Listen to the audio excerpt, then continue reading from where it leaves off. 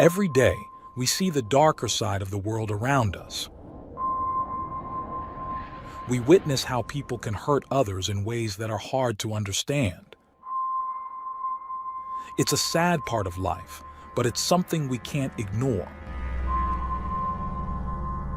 As someone who dives into the world of crime, I'm here to share the most shocking stories and try to understand what drives people to do such things.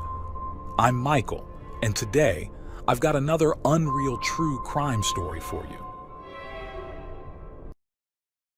The night was quiet, with only the wind moving through the trees near Wolf River Cemetery.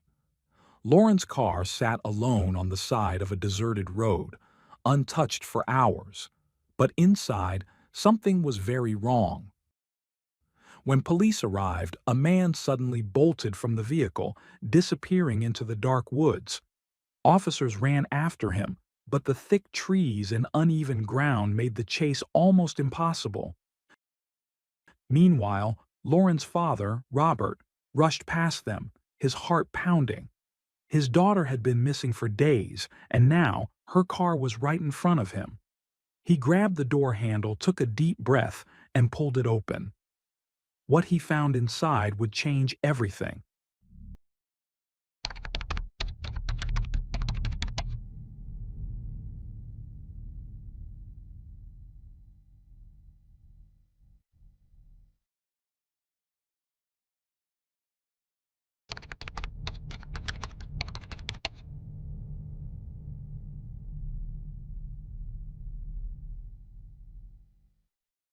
Lauren Johansson entered the world on October 30th, 2001, in the charming town of Ocean Springs.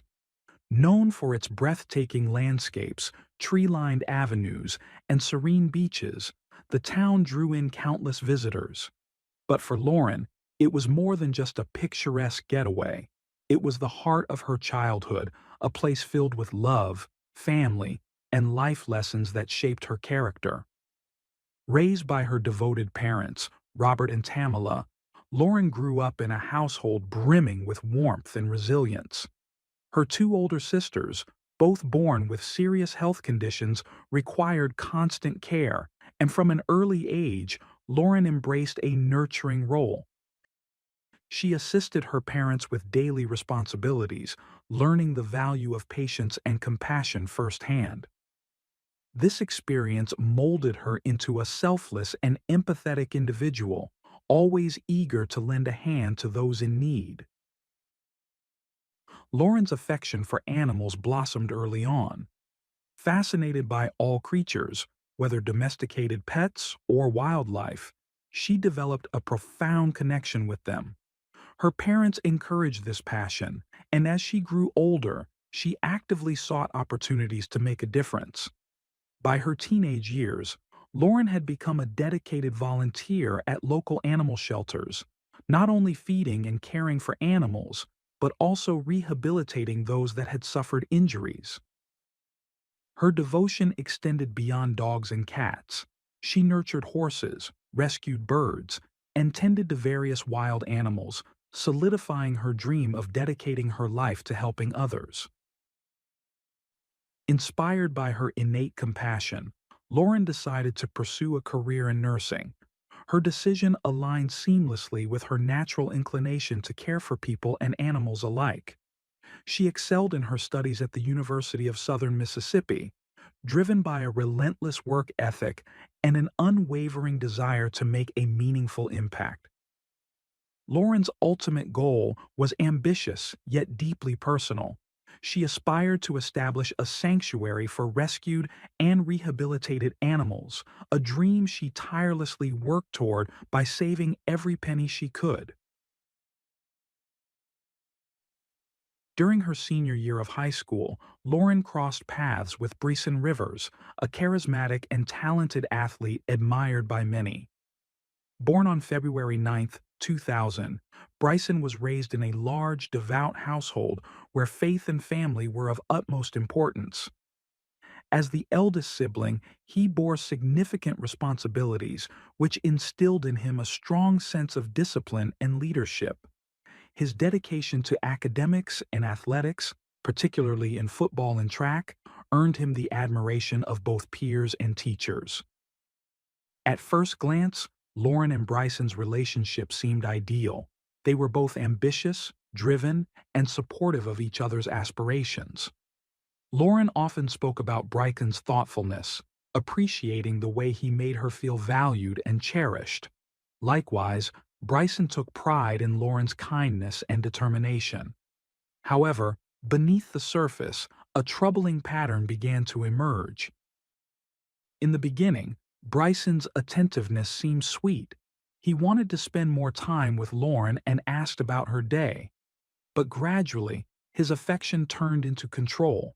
He grew possessive, questioning her interactions with male friends and classmates. His requests to limit her social engagements became demands, masked under the guise of concern for her well-being. Lauren's friends noticed the changes first. She withdrew from social events and avoided conversations about her relationship. When confronted, she defended Bryson, attributing his behavior to stress or his impending military enlistment. Even as his actions became more manipulative, Lauren convinced herself that his jealousy stemmed from love. As the months passed, Bryson's control tightened. He alternated between showing affection and using emotional guilt to justify his actions.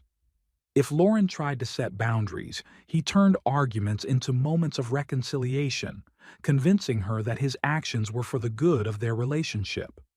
Slowly, she adapted to his expectations, unaware of the toxic cycle she had fallen into. Despite growing concerns from her family and friends, Lauren remained steadfast in her belief that Bryson was simply going through a difficult time. She dismissed warnings and rationalized his behavior, clinging to the hope that things would improve. But the situation took a darker turn when his temper escalated beyond words. During a heated argument, Bryson's frustration boiled over, revealing a side of him that Lauren had never seen before. In that moment, the illusion of a perfect relationship shattered, leaving her to question the reality she had been defending for so long.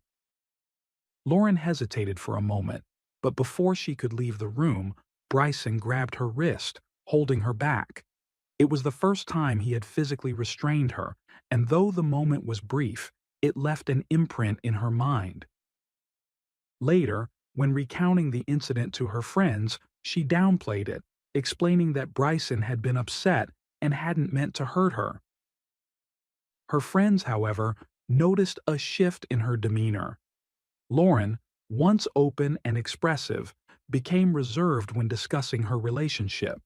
She brushed off concerns, even as Bryson's criticisms of her became more frequent.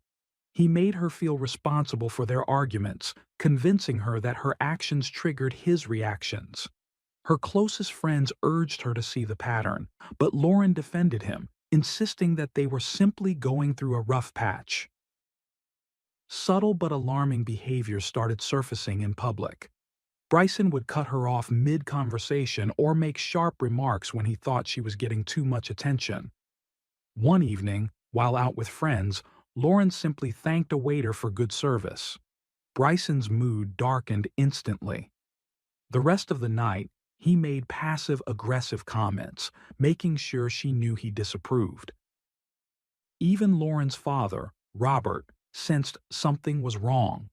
Though he had never seen Bryson openly aggressive, his instincts told him otherwise. He attempted to talk to Lauren, but she dismissed his concerns, insisting he was being overprotective. With time, she withdrew even further. When friends or family brought up Bryson, she either changed the subject or defended his behavior, convinced that stress or exhaustion explained his actions. She believed it was her responsibility to keep things calm, unknowingly falling deeper into emotional dependence. By December 2023, Lauren and Bryson had planned a trip to Nashville. He was on military leave, and she was on winter break from college. To Lauren, it was a chance to escape her daily routine. To Bryson, it was an opportunity to reinforce his control under the guise of a romantic getaway. The trip started smoothly. They explored the city, visited popular landmarks, and dined at well-reviewed restaurants. Bryson seemed at ease, but beneath the surface, tension lingered. Lauren ignored the signs, hoping for the best. On December 11th, they went to a bar to watch a football game that Bryson refused to miss. The night was uneventful until Lauren excused herself to use the restroom. She asked a waiter for directions and followed his guidance. Moments later, the same waiter passed through the hallway by coincidence, an innocent encounter that ignited Bryson's suspicion. When Lauren returned, she immediately noticed his shift in mood. His expression was rigid, his voice sharp as he accused her of flirting. His jealousy escalated into outright hostility, his words growing louder, his accusations more absurd. Witnesses recalled Lauren trying to calm him, but Bryson wouldn't let it go. They left the bar soon after, heading to their parked car. Once inside, Bryson locked the doors, took her phone, and prevented her from leaving. His anger erupted. He shouted accusations, his rage giving way to violence. The first strike came without warning, followed by another. Lauren fought back, banging on the windows, honking the horn, anything to attract attention. But the streets were empty. Bryson started the car, driving aimlessly through dark roads as he continued his assault. His threats were chilling. He told her no one would find her if he decided to leave her in the woods.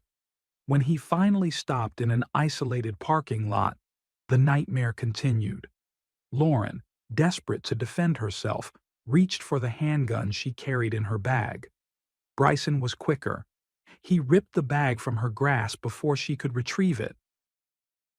For nearly an hour, the violence persisted. He struck her repeatedly, his words laced with terrifying detachment. At one point, audio from Lauren's phone, accidentally recording, captured his eerie remark about how her swollen face now resembled a bowling ball. Help came from an unexpected source. During the assault, Bryson called his mother. Lauren, barely able to speak, screamed for help in the background. Alarmed, his mother contacted the police despite not knowing their exact location. Meanwhile, Robert, Lauren's father, used a family tracking app to pinpoint her whereabouts. When officers arrived, they heard Lauren's cries from inside the car. They forced the door open and found her battered and trembling. Bryson was arrested on the spot, while Lauren was rushed to the hospital. Her injuries were severe. Bruises, swelling, and signs of prolonged trauma left the medical team shaken. Despite it all, Lauren refused to press charges. She insisted she didn't want to ruin Bryson's life or his military career. Even from jail, he found ways to reach her, exploiting loopholes to make phone calls. Each time, he repeated the same script: apologies, promises, declarations of change. And despite everything, part of her wanted to believe him. Under mounting pressure from Bryson, Lauren reluctantly agreed to revise her original statements, an action that would ultimately alter the course of the case. Following his arrest, Bryson remained in custody as he awaited trial on assault charges. Despite the overwhelming evidence against him, including audio recordings and Lauren's testimony, the court granted him the possibility of bail. Initially set at $250,000, the amount kept him behind bars temporarily as legal proceedings moved forward. 6 months later, Bryson's legal team petitioned for a bail reduction. The judge approved the request, lowering it to $150,000, a decision that shocked Lauren's family, who feared that his release would put her in even greater danger. Despite their concerns, Bryson's mother quickly posted the bail, securing his release while he awaited trial. As part of his release conditions, Bryson was required to wear a GPS-enabled ankle monitor, restricting his movements and prohibiting him from approaching or contacting Lauren in any way. However, administrative failures led to critical mistakes in enforcing these restrictions. The officer responsible for escorting Bryson to the monitoring center had not been fully briefed on the specifics of the case. As a result, when the monitor was set up, key restrictions, such as the prohibition on leaving the city, were never properly activated. This failure stemmed from poor coordination between departments. The court documents outlining Bryson's release terms were not submitted to the monitoring center in time, leaving staff to rely on his own account of the conditions. Taking advantage of the oversight, Bryson provided false information, conveniently omitting the restrictions related to his location and contact with Lauren. Just days after his release, another issue arose, one that would prove disastrous. The battery on Bryson's ankle monitor started running low. He received multiple notifications to recharge the device, but ignored them. Eventually, the monitor lost power completely, rendering it useless. Authorities were alerted to the malfunction, but failed to take immediate action.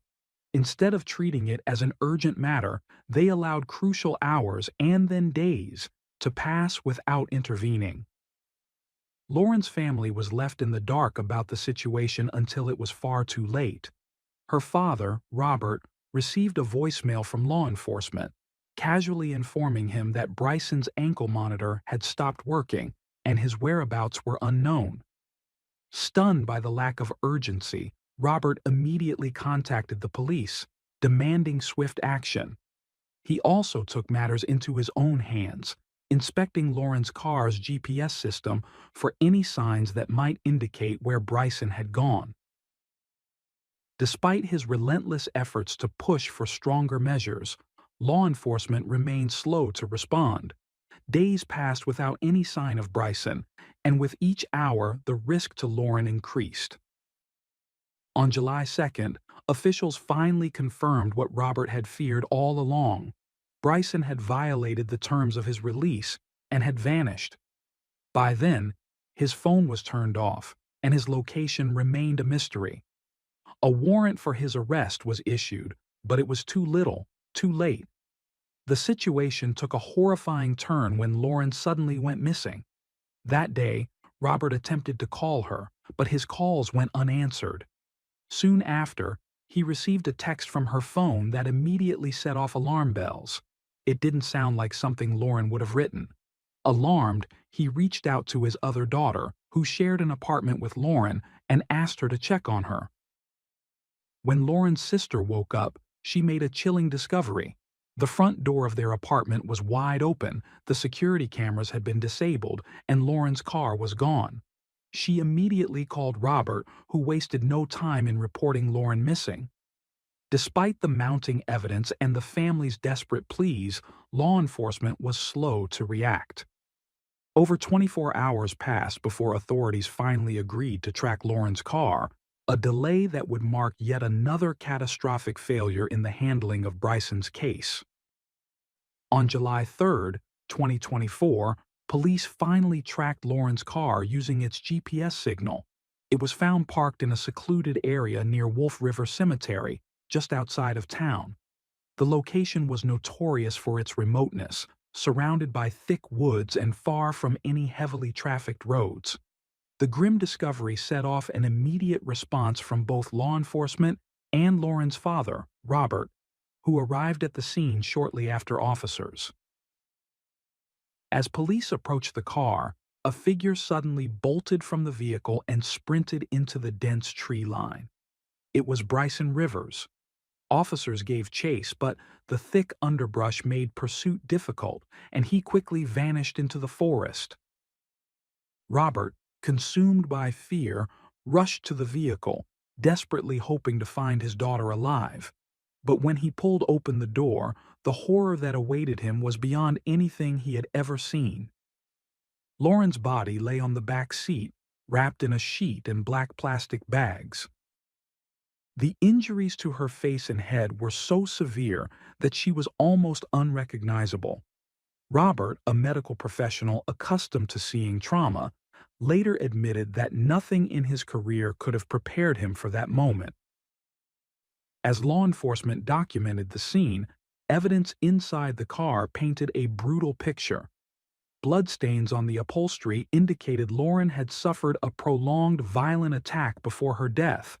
Despite his own anguish, Robert remained at the scene, refusing to leave until the investigation was completed, even as his own health began to deteriorate from the emotional toll. The search for Bryson carried on for several hours. Helicopters equipped with thermal imaging combed the area, eventually detecting his heat signature deep in the woods. Officers surrounded his location, closing in from all sides. 9 hours after the manhunt began, Bryson was finally apprehended. He surrendered without resistance, his demeanor eerily calm. During interrogation, Bryson offered his version of events. He admitted that on the morning of Lauren's disappearance, he had gone to her home, aware that she would be alone that day. Days of unanswered calls had fueled his anger and paranoia.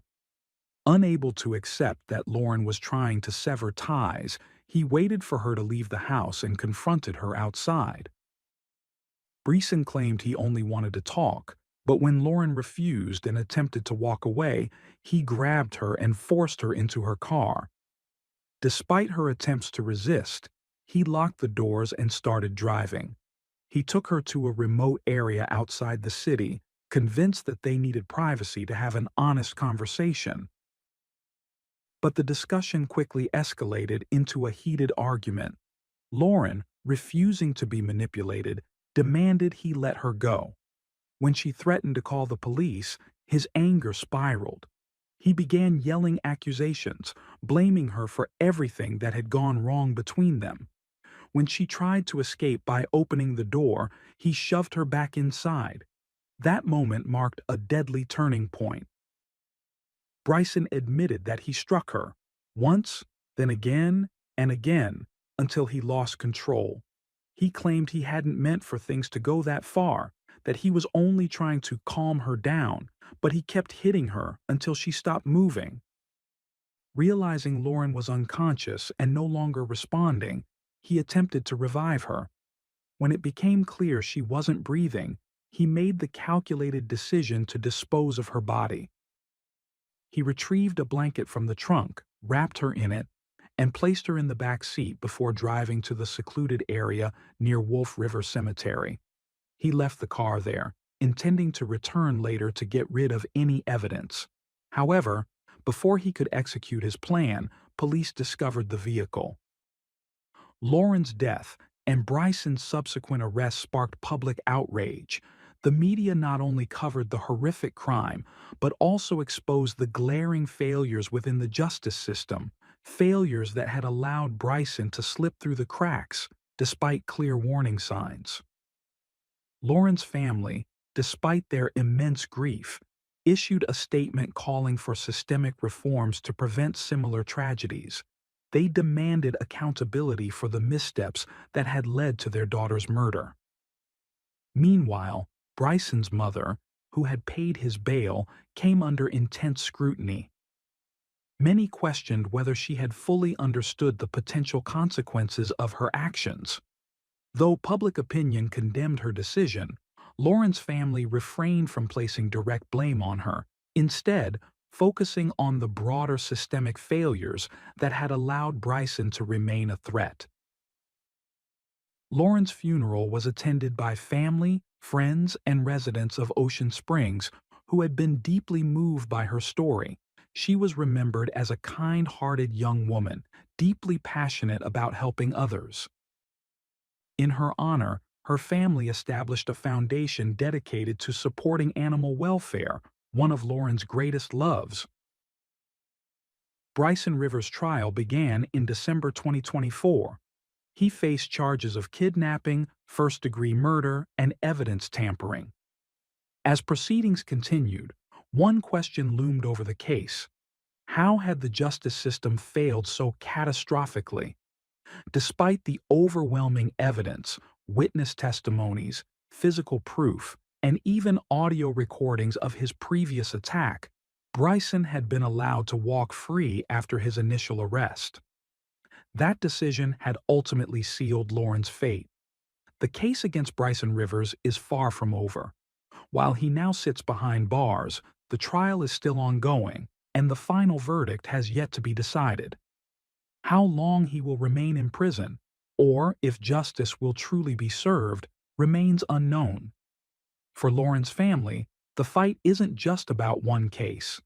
It's about making sure no one else has to suffer the same fate.